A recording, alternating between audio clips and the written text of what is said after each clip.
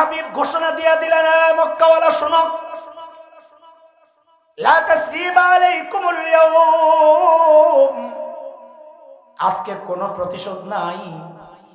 আমার ভাই ইউসুফ যেমন তার ভাইদেরকে মাফ করে দিয়েছিলেন, আমিও তোমাদের সবাইকে মাফ করে দিলাম। শর্ত দিয়েছেন কিছু। ওই যে আবু সুফিয়ান গোপনে যায় দেখা করছেন, হযরত আব্বাস নিজে নিয়ে গেছেন রাদিয়াল্লাহু আনহু, আবু সুফিয়ান আয় আয়, বাঁচার উপায় নাই, যায় মাফ করে দিবাই।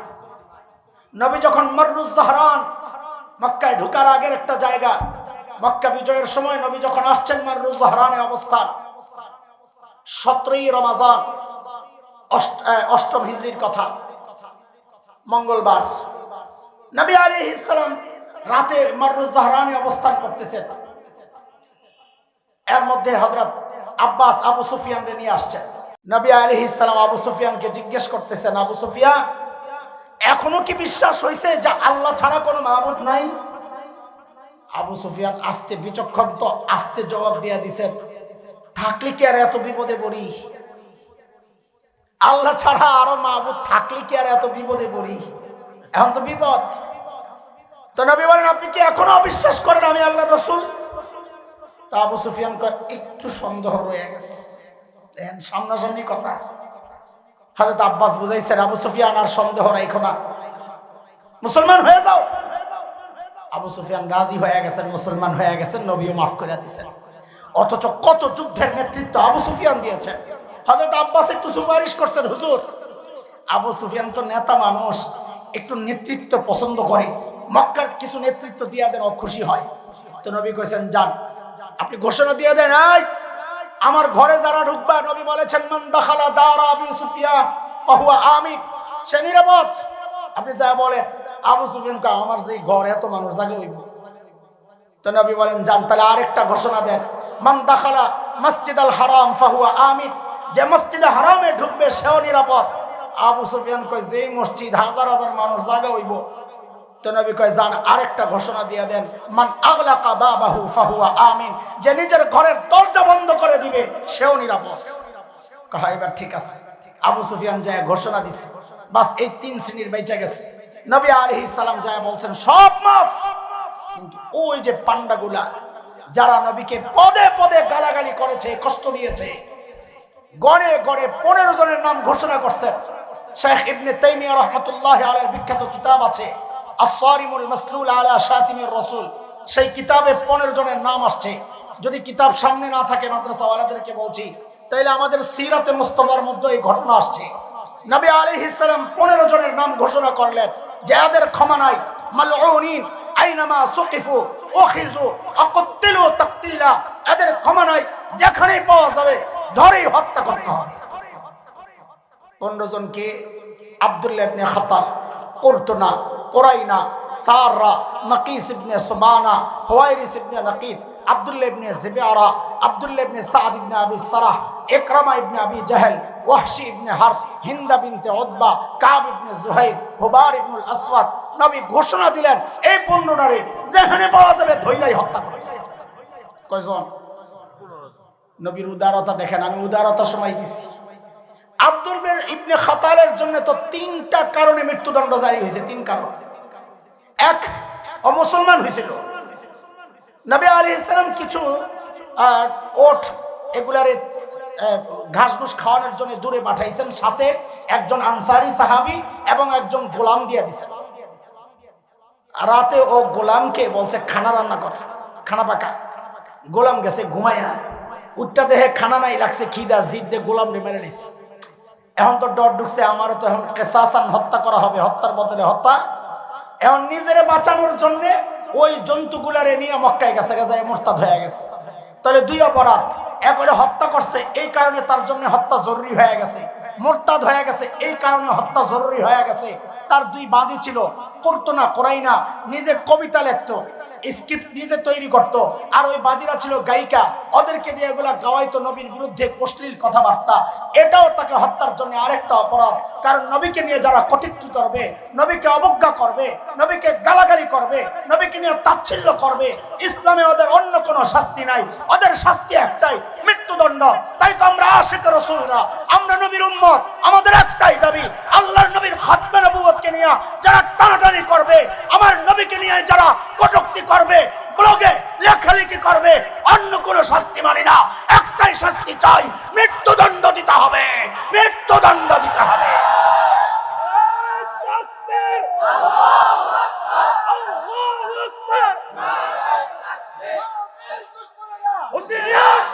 মুহতারাম হাজিরিন, আল্লাহর হাবিব বলেন, ধরে রে, সময় কম, আমি আসছি মসজিদে একটু সিপা দিয়ে হাজিরা দেওয়ার জন্য। আমার ভাই আইয়ুবের কাছে মোতামিম সব সহ যাইয়া আমি যাব টাঙ্গাইল বাদেশা বয়াত, একটু ঢুকবেন, বাইরে যাইবেন, আমার ইজ্জত আনবে। ঠিক আছে যান। ওই সিপা দিয়া ঢুকছি, সিপার কথা কত যাবে না, এখন যে কথা শুরু করছি না তো 2-4 ঘন্টার দরকার। আমি খুব সংক্ষেপ করে শেষ করতেছি, একটা বিশেষ কারণে কথাগুলি বলছি আজকে। নবী আলাইহিস সালাম বললেন, ধর এগুলারে, কই আছে? হায় সাহাবীদের যে কি অবস্থা, কারণ সবাইরে মাফ করে দিয়েছেন তো। কষ্ট ছিল মনে করেন 10 টন, সব কাফেরদের উপরে বট করলে কয়েক কেজি করে পড়ব। সবাইরে মাফ করে দিছে, এখন ওই 10 টন কষ্ট রাগ তো যায় 15-এর উপর পড়ছে। একজনের ভাগে এখন কয় মন করে পড়ছে? এখন দেখেন না আপনারা, খোঁজেন পান না, কাস্টমার পান না, 2-4টারে বর্ডারে পাইলে সাপের মতন পিড়াইয়া কলা পাতায় হতায়াত হয়। দেখছেন না, দেখছেন না? কারণ কি? ওই সব কষ্ট একটার মধ্যে পোলাবেন, এমন খবিসের খবিস, বেড়ার জায়গা মতো লাথি দিয়ে ওইটারও হারাইলিস। তুই লাথি দিবি ওই জায়গায় কেন, আর জায়গা নাই? মানে কতটা নিষ্ঠুর চিন্তা করে।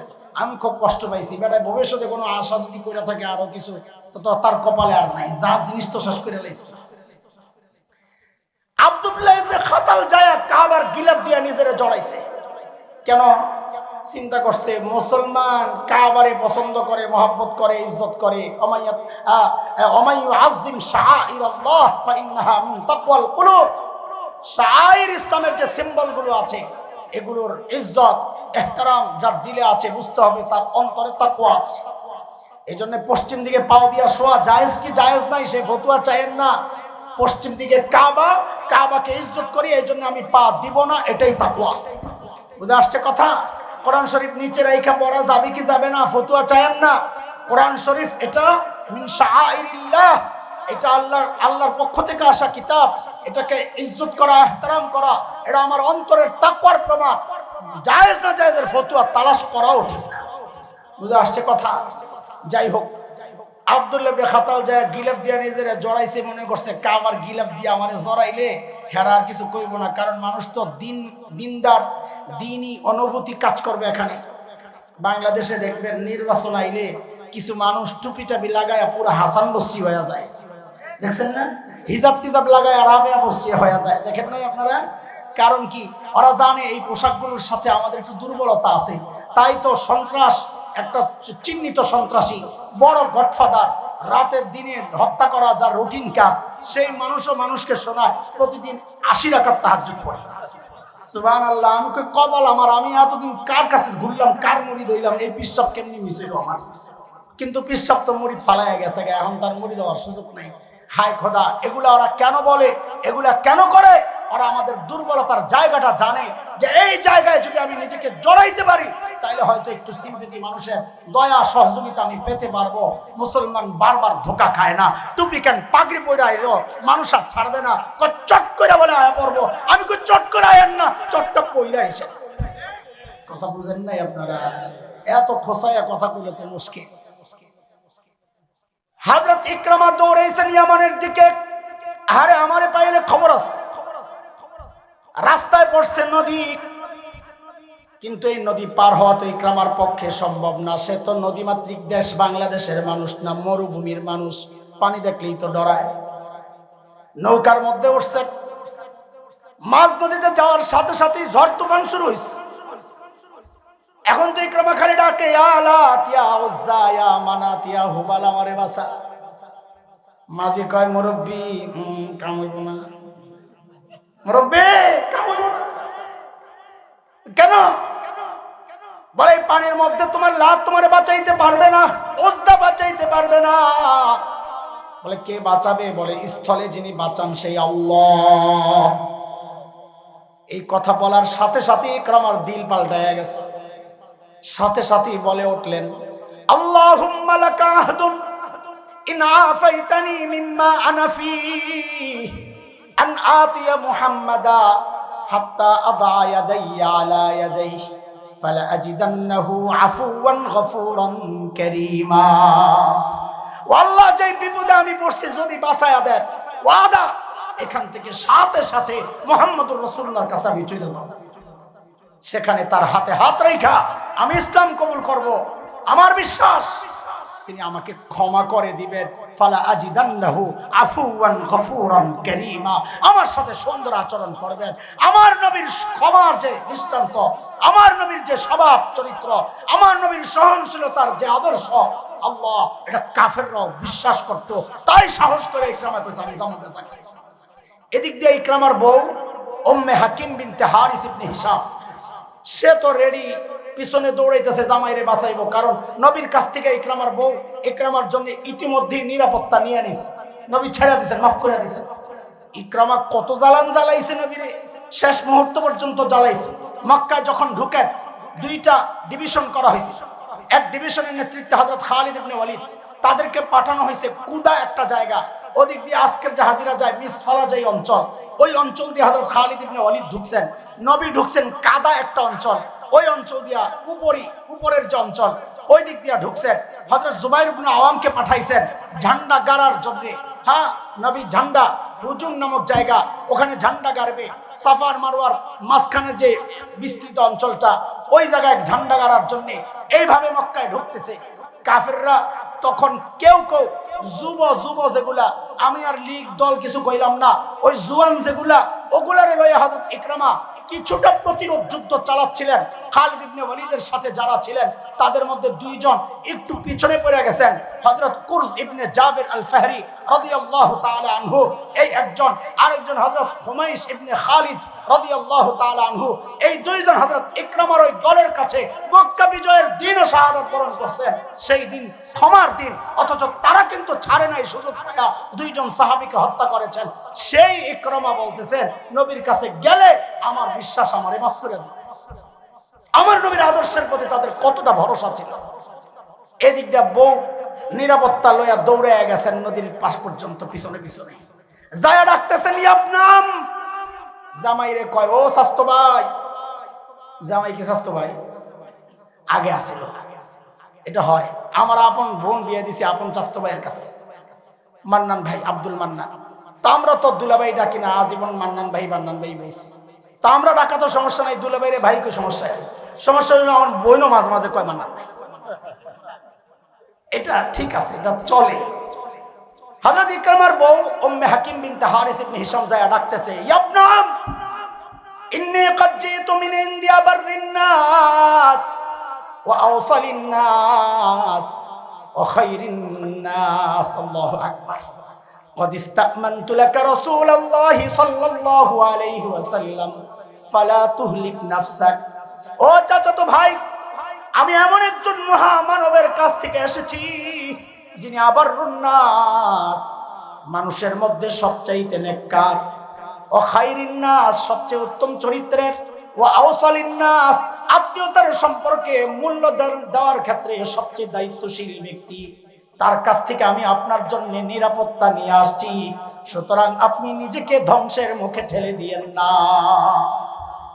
আসতেছেন ইকরামা মুসলমান হইয়া, নবী জাইনা গেছেন ইকরামা আসতেছে। কেমনে জানছেন? গায়েব জানতেন তো কেমনে? কথা কয় না, আর আল্লাহ জানাইছেন কথা কয় না। নবী চিন্তা করতেছেন আর একটা, আরে ইকরামারে তো আমি ছেড়ে দিলাম, কিন্তু আমার সাহাবীদের যে রাগ ওর উপরে, এখন রাগ তো মিটাইতে পারবে না, আমি তো নিরাপত্তা দিয়ে দিছি, না জানি ওর সামনে ওর বাপের গাইলে কিছু জাল মিটায় কিনা।